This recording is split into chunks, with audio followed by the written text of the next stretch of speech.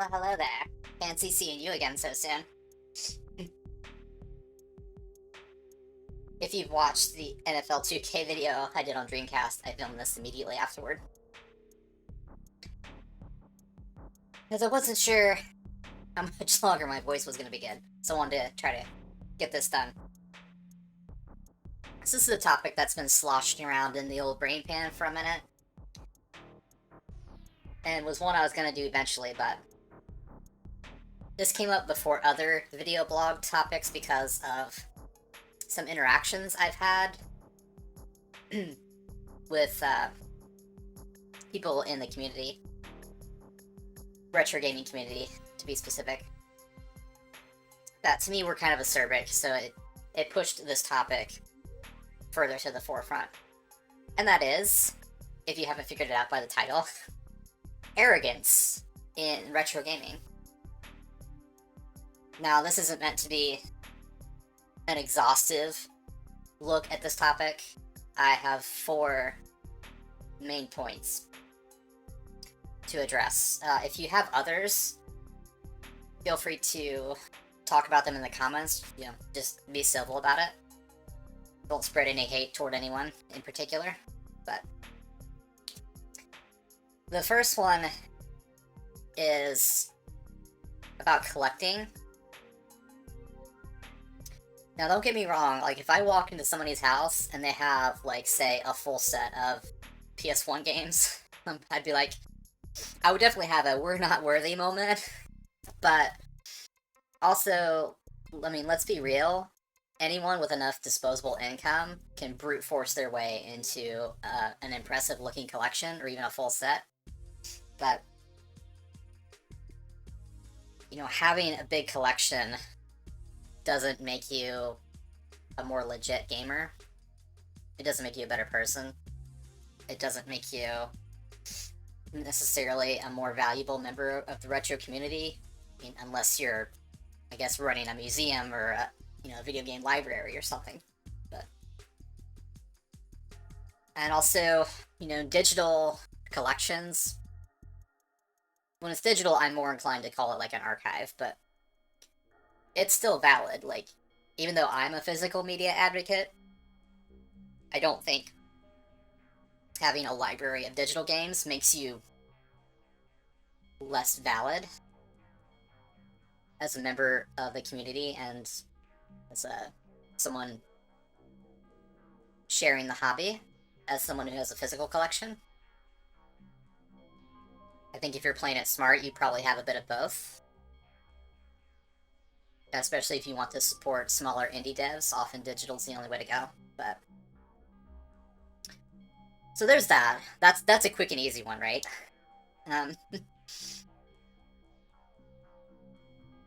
The other one is somewhat tied to that, but is that I think there's a lot of arrogance that can come from a bias that tells you that retro is automatically better than modern. And I have some of that bias myself. Like, I do have a tendency to look at a given release, and if it's from a certain era, I am more predisposed to be open-minded toward it than if it's from a more modern era. But that's my own bias that I need to check at the door, because there are a lot of modern games, especially from the indie scene and the homebrew community, that are awesome. It's more of the industry in the modern times that I have a larger issue with. And to an extent, the consumers, the things that they let these companies get away with, and that ends up affecting all of us, those are the things I take more issue with. But you can also flip that around on its other side, because I have seen people who you could basically call them strictly modern gamers that scoff at anything old, especially when it comes to like lower resolution or sub HD and all that stuff, and they scoff at anything that's not in high def or 4K, So that could be both-sided, but I think it's something especially to be wary of if you call yourself a retro gamer or a part of the community. it's easy to fall into that trap. So I advise you to maybe from time to time pause and reflect and just make sure you're not overdoing it on that, because there are games from any era that are hot trash. So, that's not exclusive to any particular year or decade or era or generation. So, let's be clear about that. But getting deeper, more to the third point of arrogance, it's also somewhat related, piggybacking off of the physical collection, is hardware snobbery. Now, to be clear, I kind of am a hardware snob because I prefer to play on original hardware, whether we're talking consoles or old computers. I mean, depending on what it is, you can sometimes get away with running older software on a newer computer. Like, Windows, for example, can run some of the older versions of Windows in, like, compatibility mode and essentially emulating it, I believe. But sometimes it also doesn't work.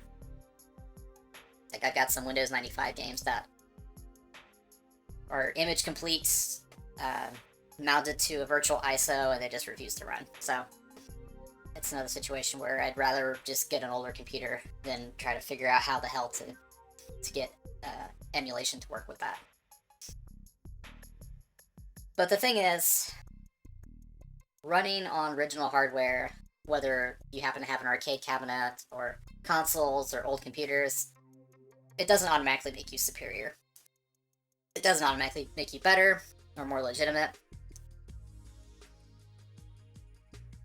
It's my preference, it's my taste. Now, I would say, I think if you have the means, and we're talking, money, space, time, depending on whether or not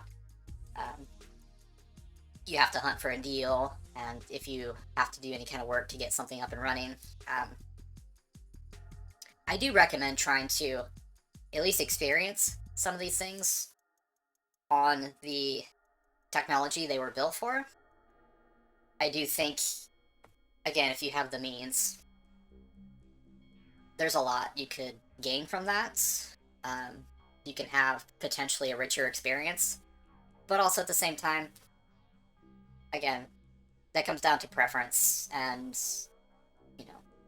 a lot of other factors. And at the end of the day, if you're enjoying the hobby, if you're experiencing these great works of art, and it's adding some joy and positivity to your life, then that's the most important thing. Like, I only draw the line a bit more defensively when it comes to, like, taking an old game and altering it, like, the way it looks and the way it plays so drastically that it starts to not resemble the original work. To me, that is akin to kind of like butchering a piece of art, but that is almost another topic. But I'd say, yeah, hardware snobbery is probably one of the biggest detriments to look out for in the retro community. It's probably the biggest piece of arrogance I've seen, aside from the fourth point that I'm about to get to. So, yeah, just don't be that person. We want more people to experience this stuff, especially the kids, because they're the ones that are going to have the best chance of carrying it forward to the generation after them. So, yeah, just be kind, don't be a snob, and help people find accessible ways to experience things closer to the way the original artists and programmers intended. But the fourth point of arrogance, and this is the one I think kind of rubbed me the wrong way the most recently that I've seen it in, like, comment sections and things, is kind of a knowledge snobbery. Like, there's a principle, I think there's an actual proper term for this, but it just slipped my mind, and I forgot to write it down. It's, when you're having a conversation with a perfect stranger, it's kind of similar to the idea of, they're innocent until proven guilty, where it's like you want to assume like at least a moderate level of competence and knowledge from the person you're having a discussion with. It's probably better to assume that they at least have a comparable level of knowledge on the topic you're discussing as you do. You know, unless or until, whichever, they have a slip up, like if they present something as a fact. Like, if I said that in a video that the Genesis runs on Hitachi SH2s, well, that's factually false, because that's the Saturn. So you would be within your place to comment and say, hey, you got this wrong, just factually speaking. And then, you know, if that was just a one-time slip-up, but I get everything else right, then you could probably say, hey, it was just an honest mistake, just a weird goof, but in every other way, they know what they're talking about, so it's all cool. But then if I keep getting my facts wrong, you know, then it's worth calling into question, like, hey, maybe they should do some more research before presenting themselves as if they're some kind of an authority on the subject. Or if someone's up front and just says, like, hey, when it comes to this particular piece of hardware, I'm kind of an idiot and a noob. I don't really know anything. Like, I know I like it, but, you know, I don't really know anything about the inner workings. And that's when you have a friendly opportunity to, you know, share some of the things that you know about it more intimately. But I don't think it's reasonable to enter a conversation and assume that the person across from you, virtually speaking, is a complete dullard on the topic just because they don't open the discussion with an info dump that would make, you know, Wikipedia or like Sega Retro proud, you know? It's like, if we're talking about the Sega Saturn, do I need to start the conversation by explaining to you how the dual processors work and how VDP2 draws infinite 2D planes to create the sense of scale and depth in games like Panzer Dragoon? Probably not. Most of the time, if I'm talking to someone about the Sega Saturn, I just want them to play the games. Like, you know, we're not all the same level of enthusiasts. And even if we are, like, you know, I don't need to assume that everyone has the same level of nerdy interests in the intricacies of the hardware. But it's also not fair to assume that just because I'm not a guy and that you can go in and start mansplaining it to me either. It's, I guess this is like a 4.5 out of the points I'm making. It's not so much directly an arrogance about retro gaming, but more just the hobby in general. It's, yeah, mansplaining and kind of throwing your weight around with technical information. It's not impressive if you're an asshole. Like, you don't want to be that person in a workplace that people have to turn to begrudgingly. Like, you might be the most knowledgeable person in the workplace, but if everyone hates having to talk to you to get that information, do you really want to be that person? Don't be that person. In the workplace or on the internet. Like, you can know front to back everything about the way the... What am I looking at? The Sega Dreamcast works. But if you're an asshole about it, like, who cares? Like, I don't want to talk to you. I don't care how impressive your encyclopedic knowledge is. I don't care if you could win at Retro Game Console Jeopardy, okay? Like, if you're an asshole about it. And I'm sure before someone gets on me about the mansplaining comment, I'm sure there are men that have also had men be dicks and try to mansplain to them. So, like, if you're one of those guys, then you understand. But I think generally speaking,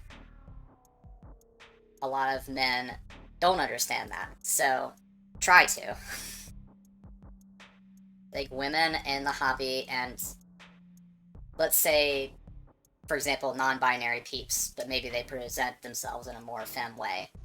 often have a more uphill battle just to be taken at the same level of respect and seriousness that most men are given by default. It's almost like I have to come into it having an encyclopedic knowledge of a topic just to be taken seriously sometimes, and it's annoying. But, you know, that's not limited to video gaming.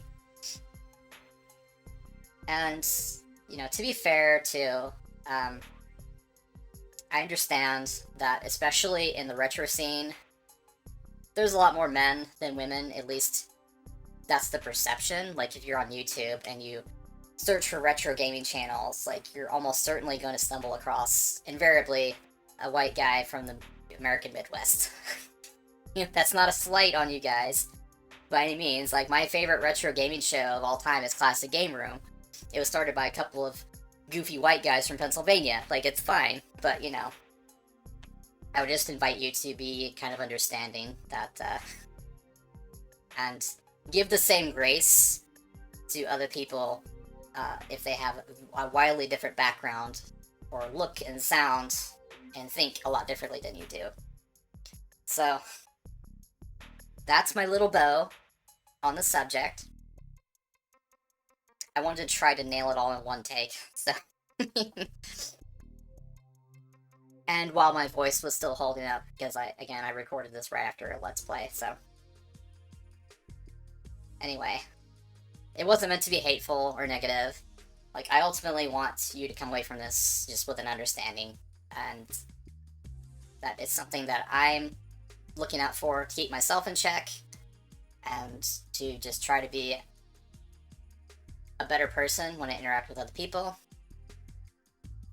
You know, I'm not perfect, I'm gonna stumble, and, you know, sometimes you're gonna encounter people that are just determined to be assholes anyway, but I think if we all just chill out, keep our biases properly in check, keep our egos in check, and just keep the focus on the fun and sharing experiences, and, again, passing it on to the kids, and keeping things accessible and enjoyable and entertaining, and not losing sight of those things. We want this hobby to add joy and positivity to the world, and not add any toxicity and negativity, if we can. So, thanks for tuning in to my latest ramble. Again, I hope you gleaned something interesting from that. Thank you for watching. Be kind to yourself, be good to each other, and I'll see you in the next video. Laters.